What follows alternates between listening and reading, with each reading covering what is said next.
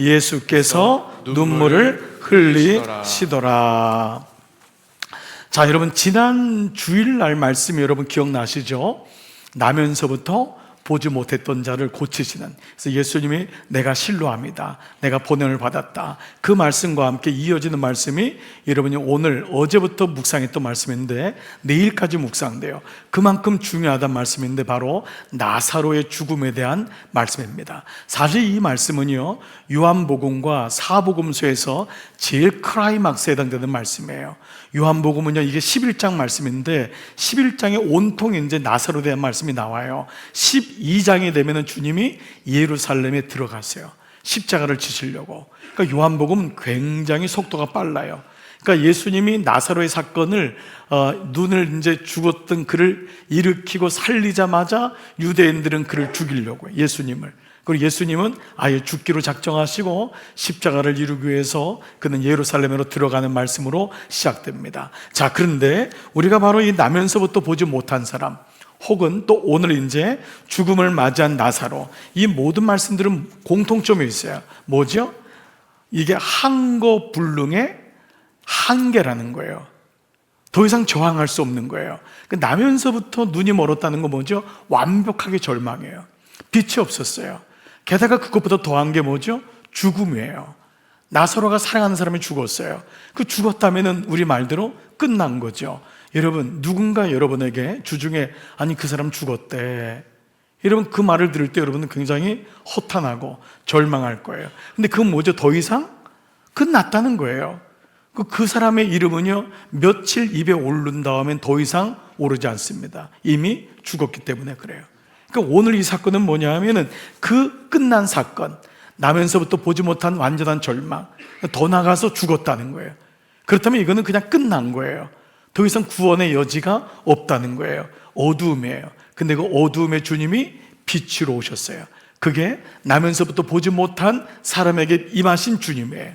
그러면 오늘 나사로는 뭐죠? 죽음은 끝난 건데 거기 생명을 불어넣으세요. 그가 일어나요.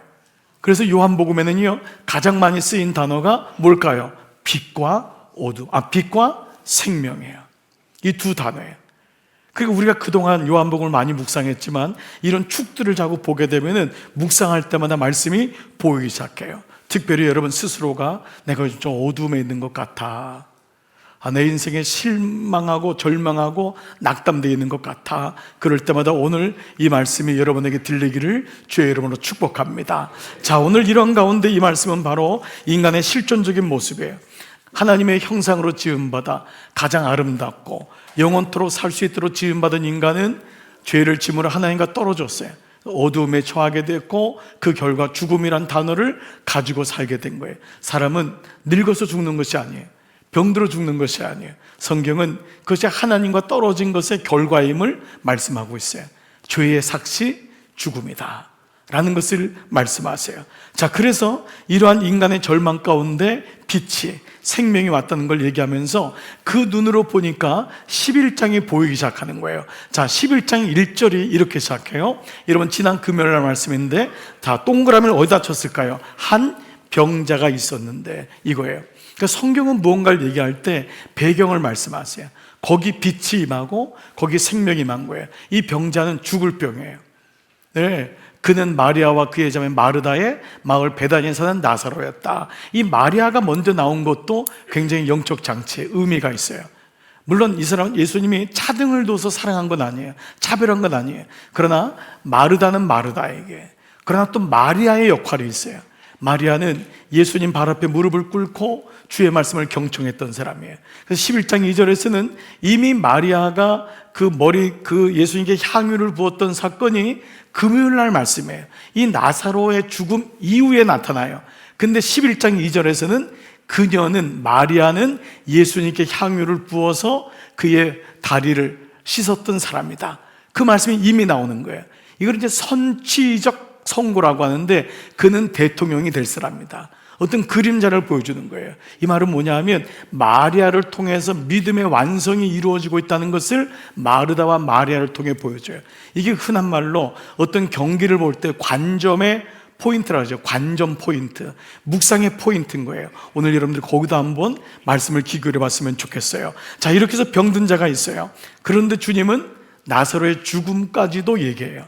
자, 그 말씀이 14절이에요. 14절 시작. 이때에 예수께서 그들에게 밝혀 말씀하셨다. 나사로는 죽었다. 자, 나사로가 어떻게 했다고요? 죽었어요. 그러니까 완전히 끝났다는 거예요. 자, 그런데 예수님이 이렇게 병들었어요. 죽었어요. 말씀하셨는데 여기서 끝나잖아요. 병들었던 나사로를 향해서 11장 4절에 보니까 이렇게 말씀하세요. 시작. 예수께서 들으시고 말씀하셨다. 이 병은 죽을 병이 아니라 오히려 하나님의 영광을 드러낼 병이다. 자, 보세요. 이 병이 났다. 병자가 있었다. 그런데 이 병자는 죽을 병이란 말이에요. 근데 주님이 뭐라고 하냐면 죽을 병이 아니래요. 딱 선언하시는 거예요.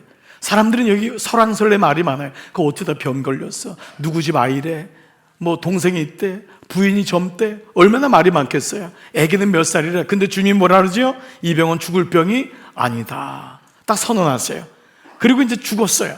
죽었는데 11절도 보세요. 11절 같이 볼게요. 11절 시작. 이 말씀을 하신 뒤에 그들에게 말씀하셨다. 우리 친구 나사로는 잠들었다. 뭐라고요? 그가 잠들었대요. 죽었다고 분명히 하셨는데 이제는 뭐라고 하냐면 잠들었다는 거예요. 자, 보세요. 죽을 병이 아니다.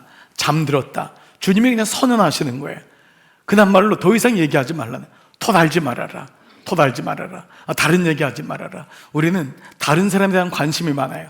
누가 뭐라 그러면 어쨌다 저쨌다 그러고 아이고 막 얘기하고 그래요. 그러나 여러분, 그건 남의 일이에요. 정말 나도 뭐라 그래. 너의 비즈니스가 아니라 그러잖아요. 그렇죠? 우리 영어 표현으로도 그러잖아요. 너 일이 아니라 그러잖아요. 주님이 뭐라 그러냐면 그냥 있어라. 얘기하지 말아라. 제가 쉽게 영어로 shut the mouth 해라. 입 다물어라. 더 이상 얘기하지 말아라. 우리는요, 얘기가 참 많아요. 누가 뭐라 그러면 이래요. 그냥 우리 교회는 목장 안에서만 얘기해라 이거예요. 목장 안에서는 기도가 되니까. 우리는 늘 누가 어쨌대, 누구 뭐 어쨌대, 누가 어떻게 됐대, 이런 말이 너무 많아요. 마치 이런 거예요. 이런 거. 이런 게 지금 얘기가 있는데 주님이 딱 얘기하는 거예요. 죽을 병이 아니야. 더 이상 말하지 마.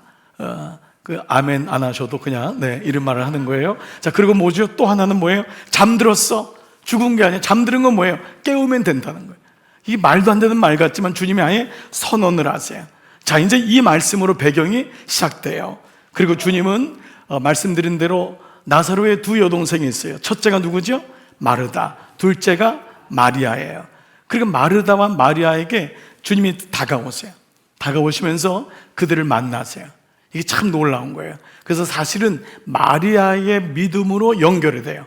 마리아의 믿음으로.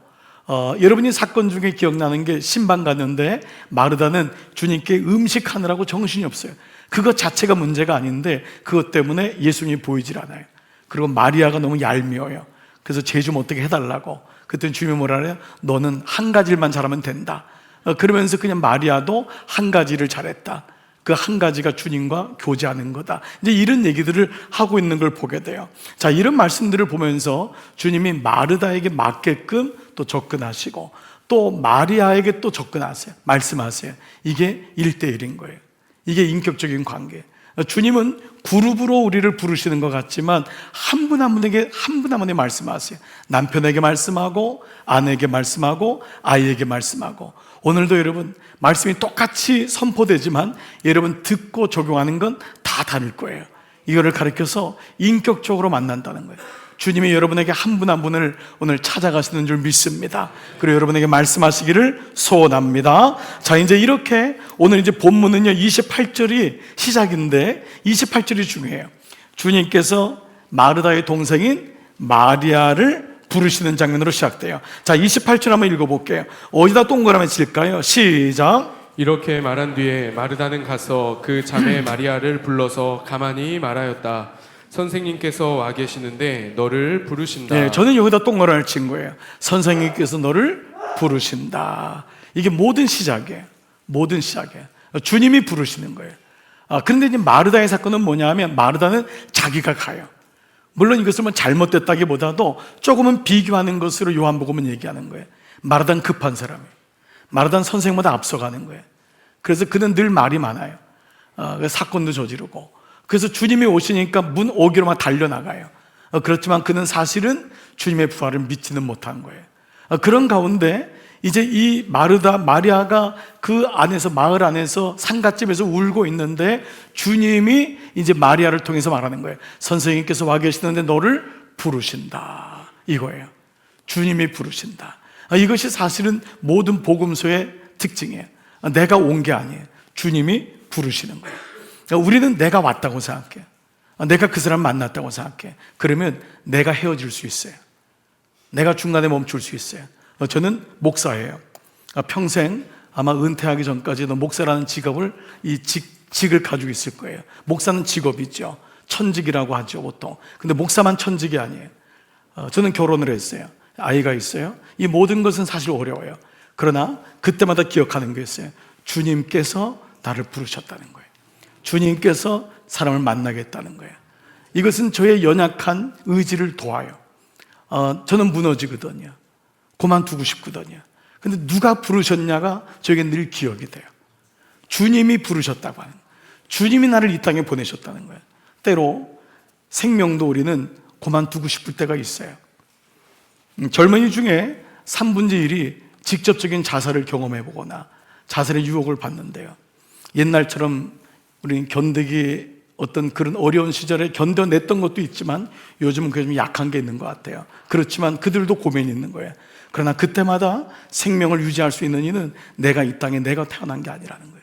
주님이 이 땅에 나를 부르셨다고 하는 주어가 분명해야 돼요. 그렇지 않으면 우리는 흔들리는 거예요. 오늘 말씀을 다시 봐보세요. 선생님께서 너를 부르신다. 선생님이 너를 부르신다.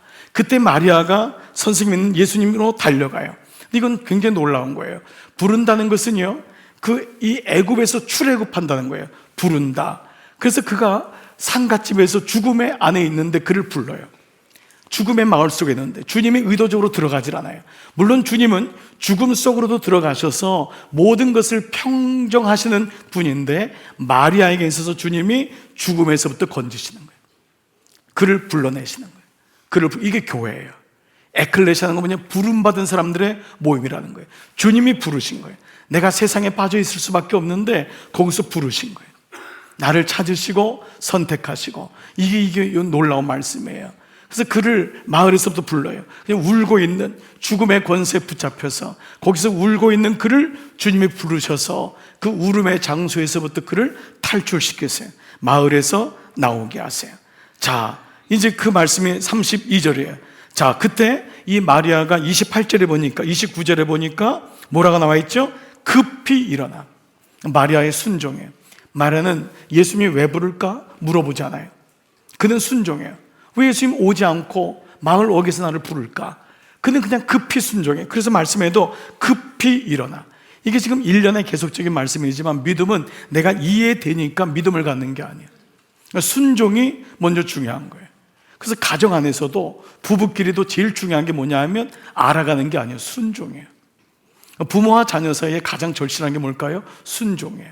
그리고 오늘 여기 믿음의 스위치가 순종이죠. 그가 급히 일어나요. 주님께로 가요. 32절 보겠습니다. 시작. 마리아는 예수께서 계신 곳으로 와서 첫 번째는 계신 곳으로 와요. 그리고 예수님을 뵙고 그 발 아래 엎드려 절하였다. 이게 뭐죠? 말하였다. 이걸 예배라고 해요. 이걸 예배라고 하죠. 마리아는 이런 순종의 모습이 있는 거예요. 그 발 아래서 엎드리는 거예요.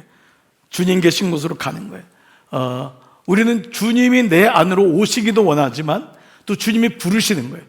주님이 부르시는 곳으로 가서 주님을 뵙고 그 발 아래 엎드려서 말하였어요. 근데 그 다음 말씀이 이해가 됩니다. 뭐라고 했죠? 같이 시작. 주님이 여기에 계셨더라면 내 오라버니가 죽지 않았을 것입니다. 여러분, 이 마음이 이해가 되시죠? 왜냐하면 예수님이 빨리 오지 않았거든요. 여러분, 어제 그제 말씀을 묵상한 분들 아시죠? 이틀이나 미적미적거리세요. 뭔가 주님이 의도적으로 안 가세요. 그리고 나중에 죽었다 해도 놀라지도 않아요. 그리고 이 죽음은 하나님의 영광을 드러낼 것이다. 근데 이 모습들이 마리아에게는 이게 섭섭한 거예요. 왜냐하면 주님이 좀 빨리 왔으면 그 나면서부터 눈먼 자처럼 보게 되거나 아니면 이 생명이 좀 연장될 것을 기대했겠죠. 그러나 주님이 왔을 땐 이미 시체가 죽은 지 3일 만에 그래서 이 시간 여러분 다음 내일 보시니까 예수님이 그 묘지에 가서 나사로를 부르니까 마르다가 뭐라 그래요? 예수님 죽은 지 3일이나 됐어요. 냄새가 납니다. 그렇게 말하잖아요. 그 마르다도 이런 마음에 섭섭함이 있었던 거예요. 불평의 마음. 왜 이 시간에 오지 않을까? 우리는 사실 이런 마음이 있어요. 그 뉴저지에서 목회하시다가 은퇴하셨는데 작가이고 목사이신 최효섭 목사님이 있어요. 그분이 쓴 책이 뭐냐면 지각하시는 하나님이에요. 하나님이 늘 지각하신대요. 늘 주님 내 시간에 안 오시는 거예요. 이때 오셔야 되는데 늘 주님이 지각해요. 그게 너무너무 그냥 불편하고 원망스럽더래요. 저는 그 마음을 알겠어요.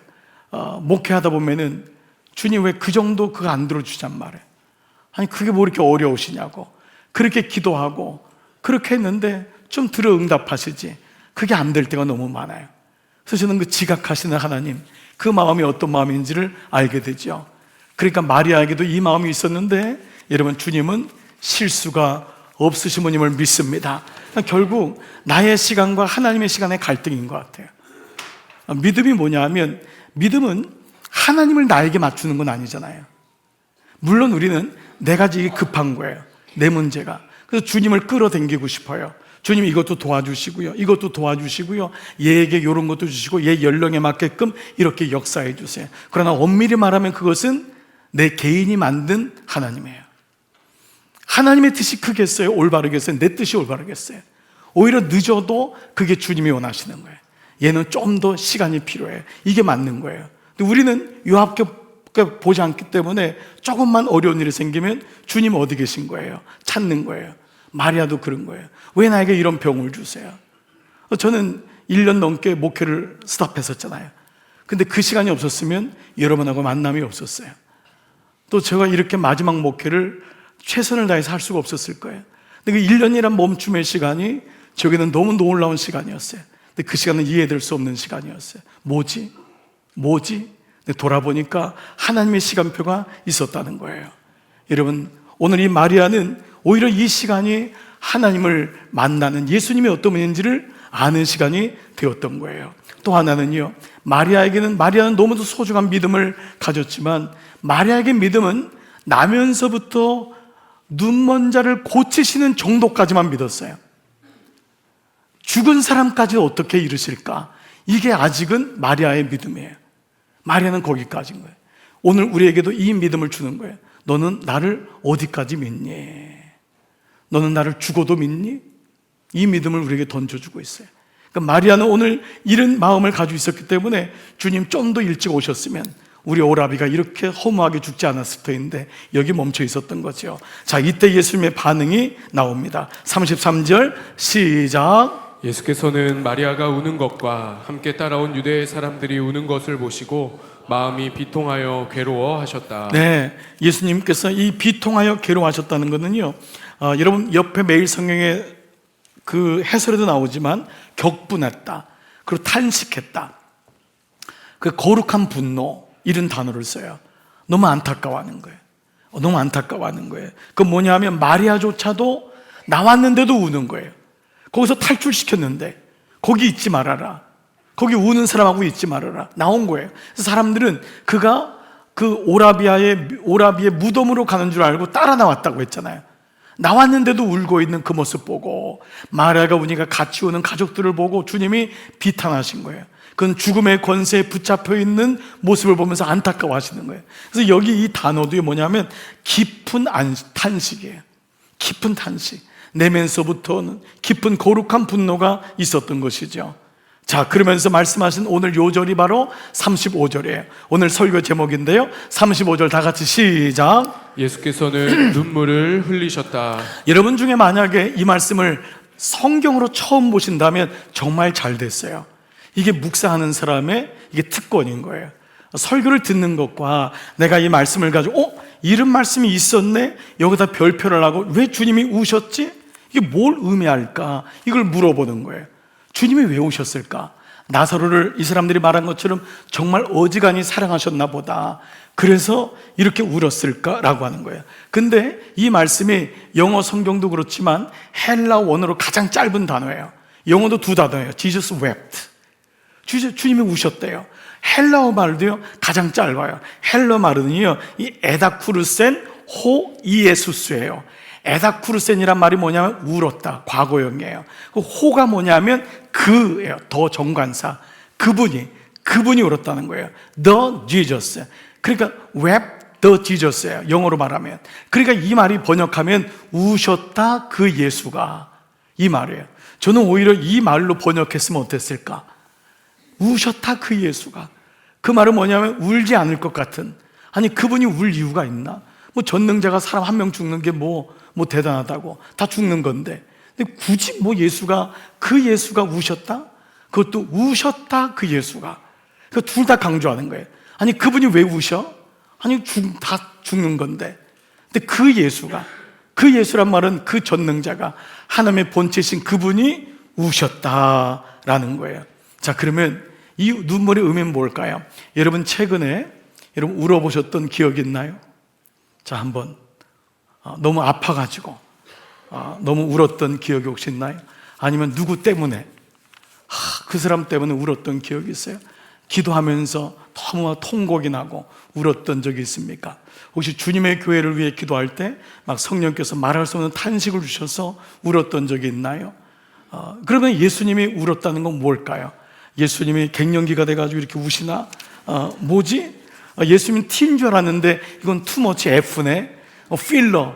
예수님 필러인가? 자, 세 가지 의미를 한번 나눠볼게요. 여러분 주보 안에 목장 안에서 나누는 그 요약에도 나와 있어요. 자, 가로 안에 한번 넣어볼게요. 자, 첫 번째, 예수님 눈물은 뭘까? 다 같이요. 인간의 고통에 대한 공감입니다. 공감의 눈물입니다. 이건 너무 중요합니다. 예수님을 이해할 때 우리는 하나님으로만 이해하시면 안 돼요. 예수님은 완전한 인간이셨어요. 하나님의 본체로 오셨지만 그분은 완전한 인간으로 오셨어요. 십자가에 달릴 때도 실제로 아프셨고, 그는 차별받으셨고, 그는 아프셨고, 그는 배반당하셨고, 그분이 공감의 눈물이에요. 예수님은 능력이 있죠. 지나가면서 누구든지 일어나라. 그 일어날 수 있어요. 하나님이신데 그걸 모를 리가 없어요. 근데 그렇게 고친 적이 한 번도 없어요. 여러분 예수님의 이 치유 기사를 보면요, 말씀으로 고치시지만 대부분 한 번도 그냥 말씀으로 퉁명스럽게 한 적이 없어요. 그에게 네가 낫기를 원하느냐?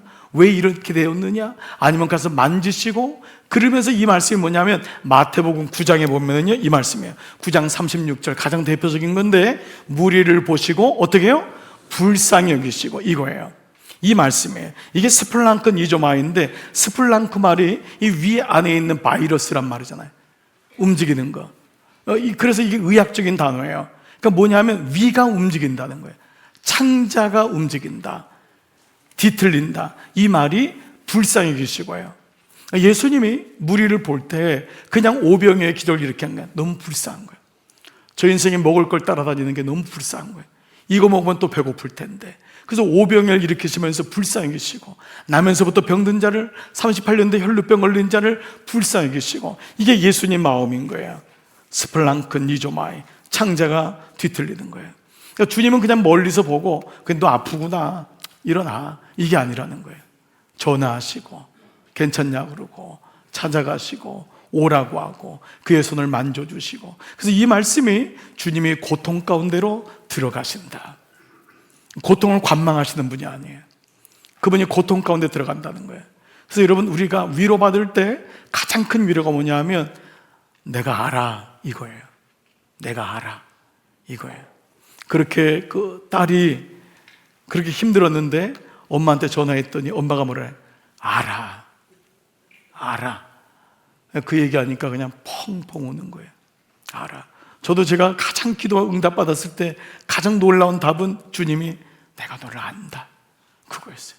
다른 말씀 한 번도 없었어요. 내가 너를 안다. 주님이 아는 거예요.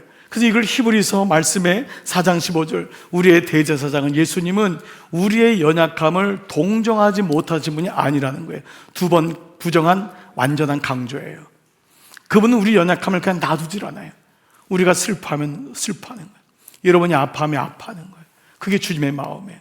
그래서 성령에 말할 수 없는, 성령께서 우리를 말할 수 없는 탄식으로 아파하는 거예요. 우리 마음을 아는 거예요. 우리가 기뻐하면 주님이 기뻐하세요. 여러분이 외로우면 주님이 외로우신 거예요. 그 나는 혼자가 아닌 거예요. 그걸 느끼는 거예요. 주님이 그 마음을 그대로 보여주시는 거예요. 그 뒷구절 봐보세요. 모든 점에서 우리와 마찬가지로 뭐죠? 시험을, 이 단어는 고난에 가까워요. 고난을 받으셨던 거예요. 홀어머니 밑에서, 가난한 곳에서 차별받으시고 그랬던 분이에요. 그분이 모든 고난을 친히 받았지만 그는 죄는 없으신 하나님의 본체이신 걸 말씀해요. 여기서 중요한 건 고난을 받으셨다는 거예요.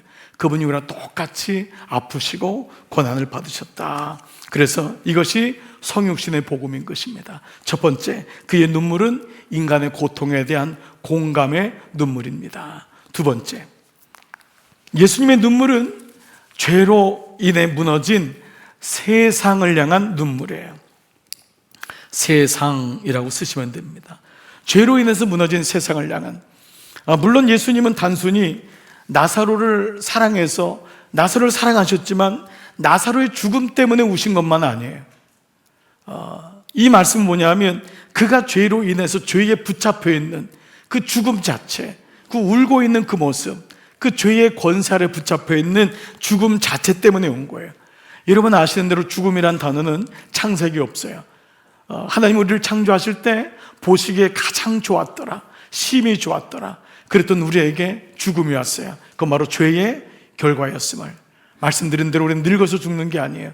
병들어서 죽는 것이 아니에요. 성경은 선언해요. 우리의 죄로 인한 결과라는 것을 말씀해요. 이것을 로마서 5장이 죽음에 대한 말씀이거든요. 그 중에 놀라운 선포가 로마서 5장 12절이에요. 자, 한번 보세요. 로마서 5장 12절 시작. 그러므로 한 사람으로 말미암아 죄가 세상에 들어왔고 또 그 죄로 말미암아 죽음이 들어온 것과 같이 모든 사람이 죄를 지었기 때문에 죽음이 모든 사람에게 이르게 되었습니다. 네, 한 사람이 바로 아담을 얘기하는 거예요. 그 한 사람으로 말미암아 또 다른 아담, 또 다른 한 사람이 바로 예수 그리스도로 인하여 죽음에서 생명이 왔다, 이 말씀을 얘기하고 있는 것이죠.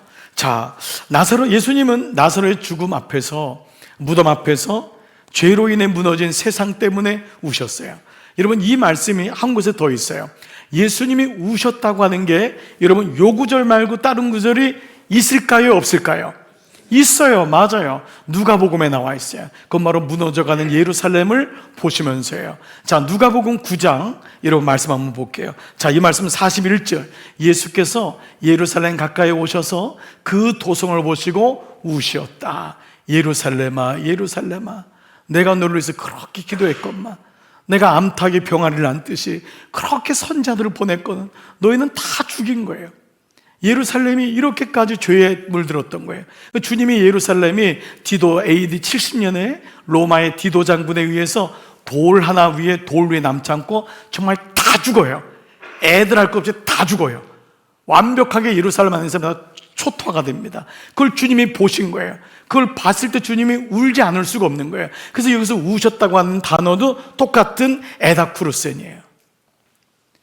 똑같이 그 나사로를 보고 울었던 것, 그 마리아를 보고 울었던 것, 이 말씀이 누가복음의 에다쿠르센 똑같아요.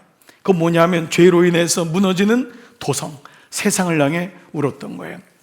여러분이 가끔이라도 뉴스를 보면은요, 때로 정보도 없지만, 야, 말세구나, 진짜. 정말 주님 오실 때가 가깝구나, 이런 마음이 들 때가 많을 거예요.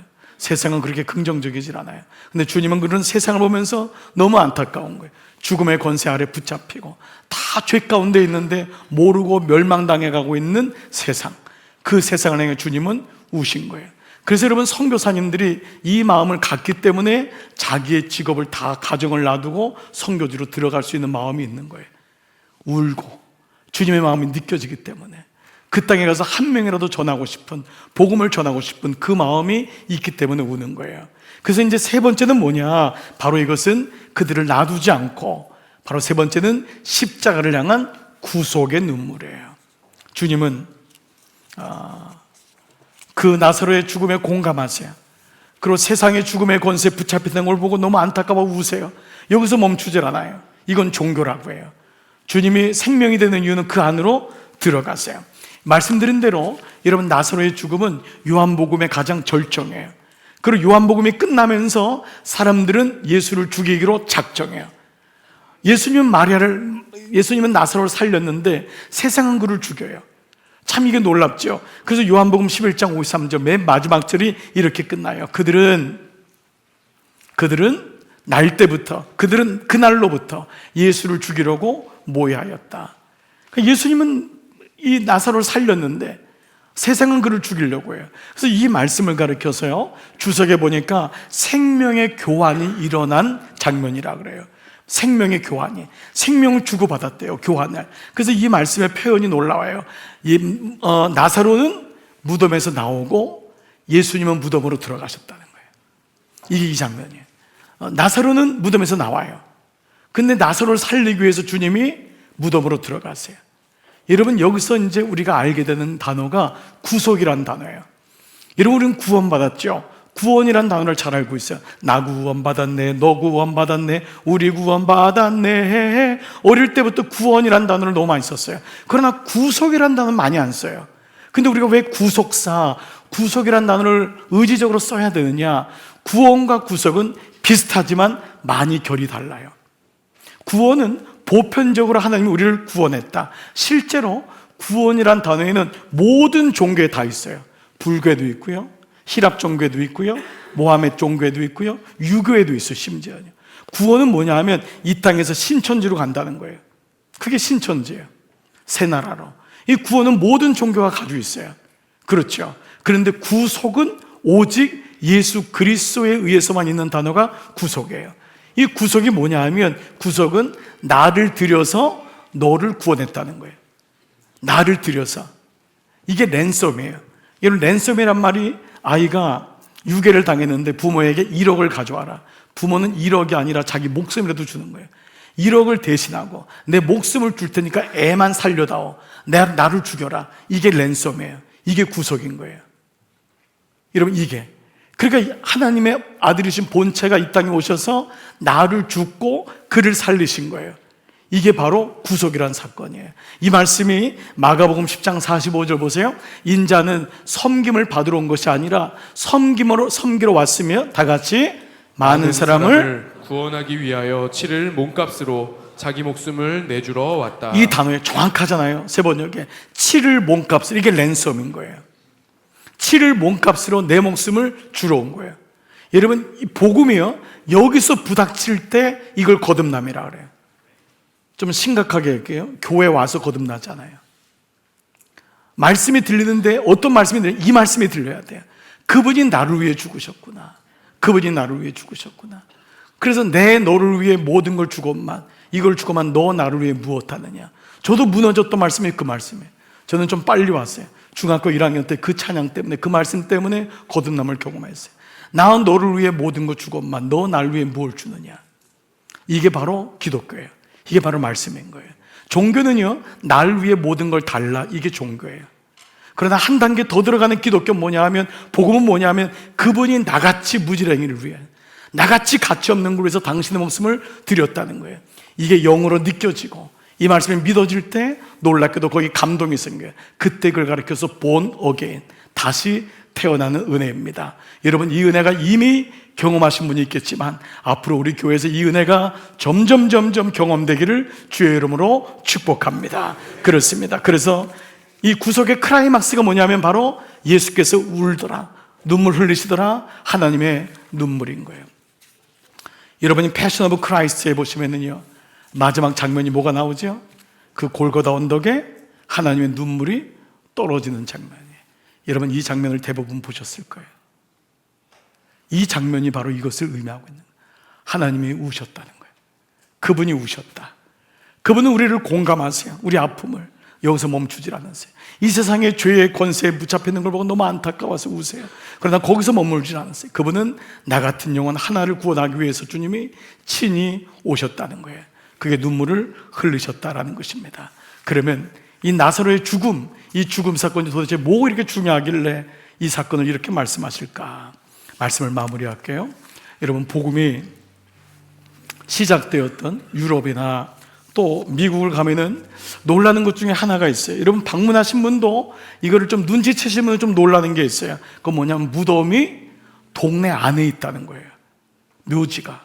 저도 처음에 너무 깜짝 놀랐어요. 심지어 아이들이 등교하면서 무덤을 지나가요. 여러분, 만약에 우리 서울 안에 무덤이 있다고 한다면 난리가 날 거예요. 석촌호수에 어느 무덤을 한번 만들어 볼까요? 여러분, 여기 아파트에서 난리 날 거예요. 집값 떨어진다고. 그게 이해가 안 되는 거예요. 도대체 왜 무덤이 동네 안에 있냔 말이에요. 아니, 출근할 때마다 무덤을 봐야 돼요. 심지어 교회 안에 무덤이 있어요. 이거 뭘 가리키려고 했던 거죠? 초대교회부터 왜 그거를 무덤이라는 것을 왜 동네 바깥이 아니라 동네 안에 모든 사람들이 보는 데다가 놨을까요? 너가 거기 묻힌다는 거예요. 아버지가 묻힌 것처럼 저기 엄마 무덤 있지? 너도 거기 묻혀. 근데 그 기분 나쁜 말씀이 아니에요. 너를 알고 있니? 이 말씀이에요. 네가 막 잘하니까 네가 막 내 뜻대로 되는 것 같지? 그렇지 않단다. 너는 죽음 이후에 대해서 생각해 본 적이 있니? 우린 생각 안 해요. 잊어버리잖아요. 그게 쾌락이거든요. 근데 주님께서 그 순간에 교회의 종탑이 보이는 거예요. 십자가. 십자가는 beyond death, 죽음을 뛰어넘는. 오늘 그 나사로에 대한 말씀을 통해서 우리의 존재가 어떤지를 보여주세요.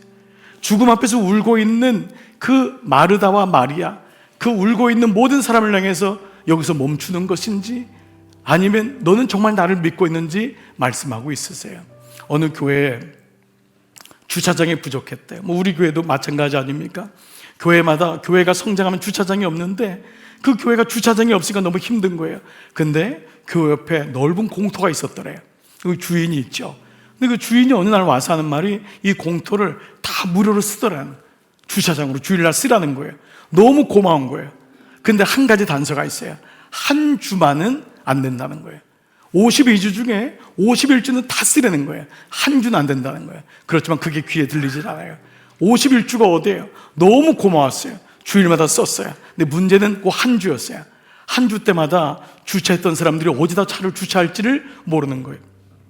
불편이 왔죠. 뭐야, 아니 다 빌려주면 빌려주지 왜 한 주는 안 된다고, 뭐야. 그런 마음이 들다가 어느 날 주인을 찾아갔어요. 아니 뭡니까, 그 한 주가 뭐길래 한 주 아무것도 안 쓰는 것 같은데 그 한 주도 마저 빌려주시면 되잖아요 라고 했더니 주인이 이렇게 말했대요. 그 한 주까지 주면은 당신이 여기 주인인 줄 알잖아요. 한 주를 못 쓰니까 당신이 이렇게 저한테 오잖아요. 우리에게 모든 것이 주어진 것 같지만 다 내 것이 아니에요. 어느 날 죽음이란 것에 앞에서 머물게 되는 거예요. 내가 인생의 주인이 아니구나. 몸에 병이 들었을 때 아는 거예요. 야, 이게 내 인생이 내 마음대로 되는 게 아니구나 라는 것을 알아요. 에덴 동산에 하나님이 모든 걸 먹게 했어요. 그리고 아담과 하와에게 이름을 지어주는 대로 이름이 다 된 거예요. 동물들이. 아담이 내 건 줄 아는 거예요. 근데 하나님이 뭐라 그러죠? 다 네 건데, 그런데 생명나무하고 선악을 알게 나무는 나무는 먹으면 안 돼. 그게 아담이 비로소 아는 거예요. 내가 주인이 아니구나. 오늘 이 말씀을 통해서 우리는 죽음 앞에서 인생의 주인이 누군지를 명확히 알게 되는 거예요. 이건 저항불능의 한계인 거예요. 그러나 그 죽음을 뛰어넘으시는 예수님의 그 말씀 앞에서 우리는 무릎을 꿇게 되는 거예요. 주님만이 죽음을 이기신 분이군요. 종교는, 철학은 죽음을 이해시키려고 하고, 종교는 죽음을 이해시키려고 하고 받아들이게 하고, 그러나 신앙은, 예수님은 죽음을 이기는 줄 믿습니다. 오늘 이 은혜가 오늘 이 말씀을 통해 우리에게 오는 거예요. 우리는 비로소 주님이 누구신지를 알게 되고, 마리아는 그 다음 장 22장에서 주님의 장사를 준비하는 거예요. 자기가 있는 모든 것을 다 쏟아서 자기의 머리털럭으로 예수님의 발을 씻는 장례를 준비했다고 하는 거예요. 이건 뭐냐면 부활에 대한 믿음이 없이는 이 같은 할 수가 없어요. 그게 바로 마리아로 시작해서 12장의 마리아로 끝나는 요한복음의 여정이 보이는 것입니다. 마르다에게 주님이 말씀하셨어요. 아니, 우리에게도 말씀하셨어요. 25절 26절 봐보세요. 뭐라고 말씀하세요? 예수께서 마르다에게, 아니 나에게 말씀하셨어요. 나는 부활이요 생명이니 나를 믿는 자는 죽어도 살고 살아서 나를 믿는 사람은 영원히 죽지 아니할 것이다 선포하신 거예요. 그러나 그 다음 구절이 중요해요. 아무리 선포해도 내가 믿음의 스위치를 올리지 않으면 이건 나하고 아무 관계가 없어요. 그래서 주님이 묻는 거예요. 내가 이것을 믿느냐? Do you believe? 내가 정말 이것을 믿느냐 말이에요. 이것을 믿느냐? 그때 나의 고백은 어떤 고백인가요? 오늘 나사로의 죽음을 통해 보여주시는 예수님의 눈물, 그리고 우리의 삶에 오는 여러 가지 어려움이 있을지라도 오늘도 주님이 여러분을 부르시는 거예요. 절망의 무덤 속에 있는 여러분, 낙심의 무덤 속에 있는 여러분, 의심의 무덤 속에 있는 여러분, 삶에 대한 의욕이 없는 무덤 속에 있는 여러분, 심지어 죽음에 가까운 무덤 속에 있는 여러분에게 주님이 나사로야 나오라 라고 말씀하세요. 여러분, 오늘 이 말씀이 귀에 들리시기를 축복합니다. 오직 한 가지밖에 없어요. 예수 그리스도의 이름으로 그 무덤에서 나오시기를 축복합니다. 생각하지 마세요. 그리고 주님 말씀으로 선언하세요. 주님, 제가 나가겠습니다. 주님, 이 무덤에서 나가겠습니다. 주님 붙잡고 남은 인생 생명으로 살아내겠습니다. 오늘 이 은혜가 이런 모두에게 임하기를 주의 이름으로 축복합니다. 아멘. 이런 말씀과 노트 다 드시고요, 다 한번 차례서 한번 일어나 보시겠습니다.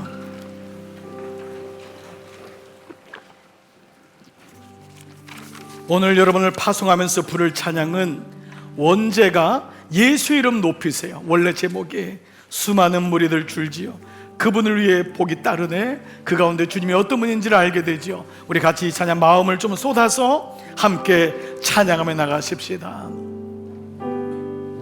수많은 무리들 줄지어 그분을 보기 위해 따르네. 그분을 보기 위해 따르네. 평범한 목수이신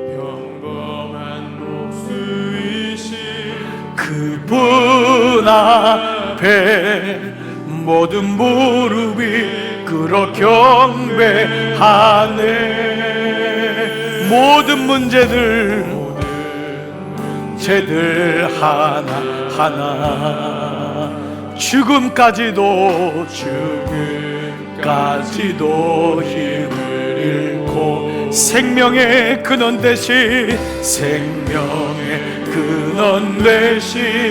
예수 이름 앞에 모든 권세들 굴복하네. 예수 이름 높이세. 예수 이름 높이세. 능력의 그 이름 예수 이름 높이세. 구원의 그 이름 예수 이름을 부르는 자, 예수 이름을 믿는 자, 이름을 믿는 자, 예수 이름 앞에 나오는 자, 수 이름 앞에 나오는 자, 복이 있도다.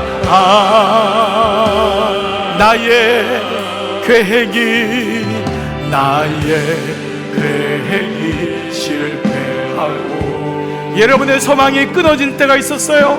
나의 소망이 끊어질 때 여러분의 삶의 주관자는 누구세요? 삶의 주관자 되신 그분 앞에 나의 무릎을 꿇어 경배하네. 나의 삶을 주께 맡길 때 비로소 나의 마음 변하네. 구원의 반석이신 예수 이름 여러분 소리 높여서 우리 함께 찬송합시다. 우리 한번 가능하면 두 손 높이 들고 예수 이름만 높여봅시다. 예수 이름 높이세. 능력의 그 이름 예수 이름 높이세. 구원의 그 이름 예수 이름을 부르는 자, 예수 이름을 믿는 자, 예수 이름 앞에 앞에 나오는 자 복이 있도. 우리 함께 말씀 붙잡고 함께 여러분 입으로 고백하며 함께 기도하며 나갑시다. 아버지 감사합니다. 이 시간 말씀을 가지고 내 언어로 내 입술로 선포합니다. 예수님 죽음에서 이기셨습니다. 예수님 나에게 죽음이 끝이 아님을 말씀하십니다. 아버지 세상의 모든 학문들은 죽음을 설명하지만 철학은 죽음을 설명하고 종교는 죽음을 받아들이라고 하지만은 예수님은 죽음을 이기셨습니다. 아버지 오늘 이 말씀 가운데 주님이 죽음 앞에 있는 우리를 위해 눈물을 흘리십니다. 안타까우셔서 아프니까 우리 마음속에 공감하십니다. 얘야 나도 운다. 힘들구나. 내가 울 때 주님은 우십니다. 내가 아플 때 주님이 아파하십니다. 그리고 이 세상에 아버지 무너진 세상, 죄로 인해 붙잡힌 세상 때문에 주님이 아파하십니다. 그런데 주님 세 번째로 주님은 십자가의 구속을 위하여 우십니다. 그분이 친히 랜섬 나를 위하여 친히 당신의 생명을 아버지 주셨습니다. 나를 위하여 친히 이 땅에 오셔서 죽으셨습니다. 아버지 대속하는 구속의 은혜가 일어났습니다. 내가 이것을 믿습니다. 주님이 나의 하나님이요 예수 그리스도이심을 내가 믿습니다. 오늘 이 믿음의 역사가 오늘 말씀을 듣는 자마다 나사로의 죽음 앞에 있는 우리 모두에게 아버지 죽음이 끝이 아님을, 죽음 이후에 하나님 놀라운 권세가 있음을, 아버지 주님이 죽음도 정복하셨음을 말씀으로 고백하게 하심을 감사합니다. 아버지 이 말씀이 들리기를 원합니다. 낭망하고 절망하고 무덤 속에 있는 나에게 주님 말씀하십니다. 딸아 무덤에서 나와라. 아들아 무덤에서 나와라. 딸아 절망에서 나와라. 의심에서 나와라. 아들아 경고함에서 나와라. 너의 의에서 나와라. 주님 말씀하십니다. 주님 나와라. 나사로야 나사로야 나오라. 주님 말하실 때 내가 나오기를 원합니다. 주님 내가 나가겠습니다. 순종하겠습니다. 아들아 나와라. 아들아 나와라. 딸아 나와라. 딸아 나와라. 주님 내가 순종하겠습니다. 나아보겠습니다. 믿음으로 반응하겠습니다. 결단하겠습니다. 내가 주님의 이름을 높이겠습니다. 세상의 어떤 것이 아닌 물질도 명예도 권력도 높음도 이 땅의 부도 아닌 주님의 이름만을 높여보겠습니다. 예수의 이름을 높이겠습니다. 예수의 이름에 구원이 있음을 부르겠습니다. 그 이름을 믿겠습니다. 오늘 이 아침 예배하는 모든 자에게 오늘 이 놀라운 고백이 우리 가운데 있는 놀라운 복이 많은 우리 모두 되도록 인도하여 주시옵소서. 예수 이름 높이세. 예수 이름 새 능력의 그 이름 예수 이름 높이세. 구원의 그 이름 예수 이름을 부르는 자. 아멘 아멘. 예수 이름을 믿는 자. 아멘 아멘. 예수 이름 앞에 나오는 자.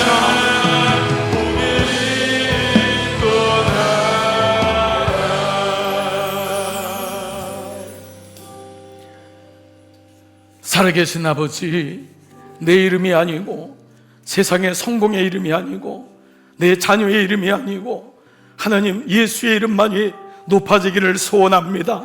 하나님 세상의 철학은 죽음을 설명하지만 세상의 종교는 죽음을 받아들이라고 하지만 예수님은 죽음을 이기셨음을 오늘 말씀하고 있습니다. 오늘 이 말씀 앞에 무릎을 꿇습니다. 그리고 하나님 나를 살리신 대속하신 주님의 은혜 때문에 나를 위해 우시는 그 예수님의 눈물 때문에 다시 일어나겠습니다. 오늘 종들을 세상에 파송합니다. 그리고 그 예수님 마음을 가지고 한 주간 기도하고 묵상하고 하나님 열심히 일하게 하시고 섬기게 하셔서 주님이 내 안에 계심을 잊지 않도록 주님 한 분 한 분을 붙잡아 주시옵소서. 아버지 절망의 무덤에 갇혀 있습니까? 낙심의 무덤에 갇혀 있습니까? 가난의 무덤에 갇혀 있습니까? 의심의 무덤에 갇혀 있습니까?